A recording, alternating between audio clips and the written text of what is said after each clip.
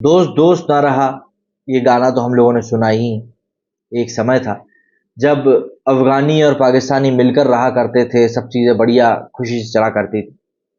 लेकिन आज की तारीख में देखें तो अफगानिस्तान में तालिबान की सरकार है और इस तालिबान सरकार का पाकिस्तान की सरकार के साथ में बिल्कुल 36 का आंकड़ा है।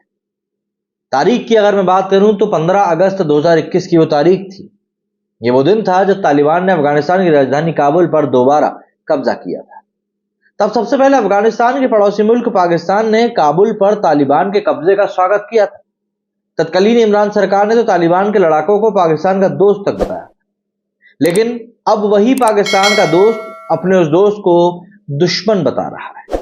पाकिस्तान के कार्यवाहक पीएम अनवरुल हक काकर ने बुधवार को कहा कि पड़ोसी अफगानिस्तान में तालिबान के सत्ता में आने के बाद पाकिस्तान में आतंकवादी हमलों में 60% और आत्मघाती बम धमाकों में 500% की वृद्धि हुई। जी हाँ, 500%। इतना ही नहीं, काकर ने आतंकवाद के लिए अपनी धरती और का इस्तेमाल करने से रोकने में काबुल की विफलता का अफसोस जताया है।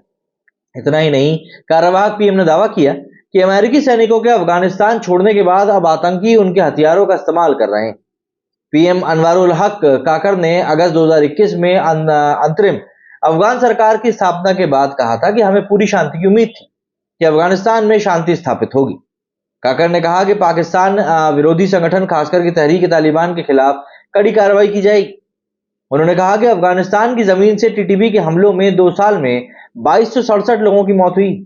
इन हमलों में 15 अफगान नागरिकों की भी मौत हुई है। इसके अलावा आतंकवाद विरोधी अभियान के दौरान पाकिस्तान की एजेंसियों से लड़ते हुए अब तक करीब 64 अफगान नागरिक मारे गए।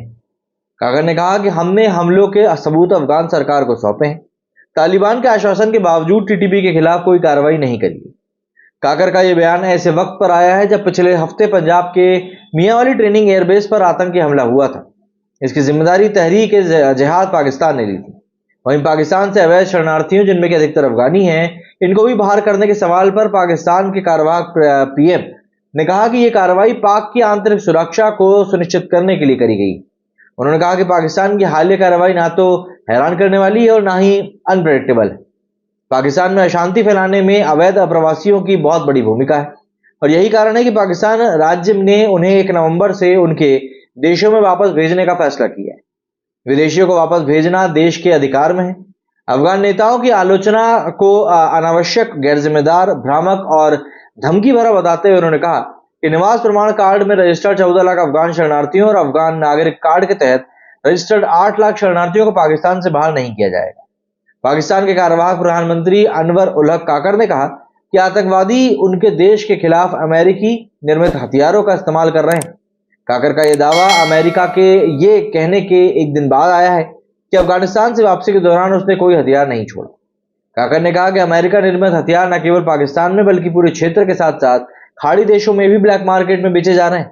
उन्होंने कहा कि इस्लामाबाद पाकिस्तान में आतंकवाद के लिए इस्तेमाल किए जा रहे अमेरिका के हथियारों के संबंध में अपने रुख पर कायम है।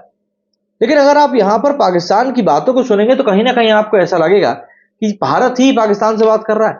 दरअसल आपको याद हो तो कुछ समय पहले तक भारत भी पाकिस्तान से इस प्रकार की अपीलें करा करता था कि भैया तुम्हारे यहाँ की जमीन जो है उसका इस्तेमाल किया जा रहा है आतंकवाद के लिए और हमारे यहाँ पर आतंकवाद को बढ़ावा दिया जा रहा है और तुम लोग इस चीज को बंद करो। लेकिन तब पाकिस्तान एक कान सुन के दूसरे कान से निकाल दिया करता था। लेकिन देखिए, बात यही होती है कि बोया जो पेड़ बबूल का तो नीम कहां से होए। मतलब कि जब कांटे का पेड़ लगाओगे तो फल खाने को नहीं मिलेंगे। तो वही इस समय पाकिस्तान के साथ हो रहा है, इसीलिए उनका दोस्त दोस्त भी नहीं रह गया। मेरे स्टूडियो फिलहाल इतना ही। जय हिंद, जय भारत।